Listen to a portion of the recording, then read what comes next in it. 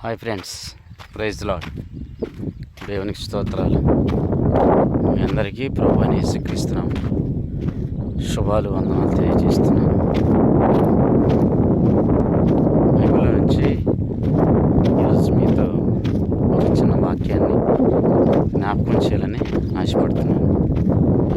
అదేమిటంటే సమూయేలు 2వ గ్రంథంలో 7వ అధ్యాయం 29వ వచనంలో రాజైన దావీదు ఒక చిన్న ప్రార్థన చేశాడు దేవునికి.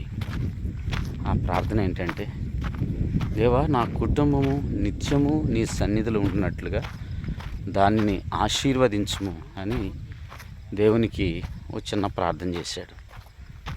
ఒక రాజు ఇశ్రాయేలుని 40 సంవత్సరాలు పరిపాలించినటువంటి ఒక రాజు ఆయనకు రాజుగారి ప్యాలెస్ ఉంటుంది, మంచి హౌసెస్ ఉంటాయి, ఎన్నో సౌకర్యాలు, ఫెసిలిటీస్ ఉంటాయి కదా. కానీ రాజైన దావీదు భక్తుడు కోరుతున్న కోరిక ఏమిటంటే, నీ సన్నిధిని నిత్యము నా కుటుంబం ఉన్నట్లుగా దానిని ఆశీర్వదించుము అని సన్నిధి కొరకు ప్రార్థన చేస్తున్నాడు. తనకి ఎన్నున్నా, ఎన్ని సౌకర్యాలు ఉన్నా, ఎంత రాజవైభవం ఉన్నా, తనకు కావాల్సింది దేవుని సన్నిధి. తన కుటుంబానికి, తన రాబోయే తరాలకి ఏమని కోరుకుంటున్నాడంటే, సన్నిధి కావాలి ప్రభా నాకని ప్రార్థన చేస్తున్నాడు.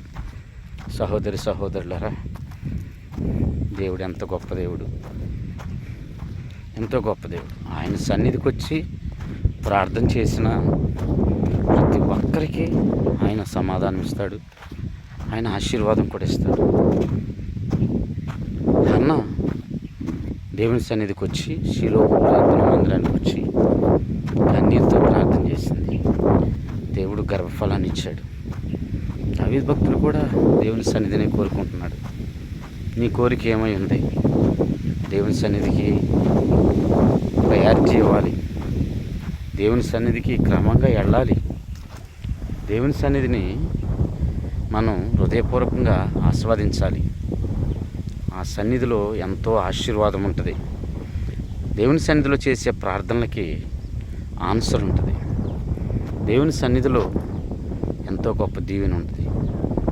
రాజైన దావీదు కోరుకున్నట్లుగా నీవు నేను కూడా దేవుని సన్నిధిని కోరుకుని దేవుని సన్నిధిలో ఉన్న ఆశీర్వాదాన్ని, ఆనందాన్ని, సంతోషాన్ని అనుభవించుదాం. దేవుడి సాయంత్రం వేళ మిమ్మల్ని దీవించి ఆశీర్వదించును గాక. ఆమేన్. Praise the lord. God bless you all.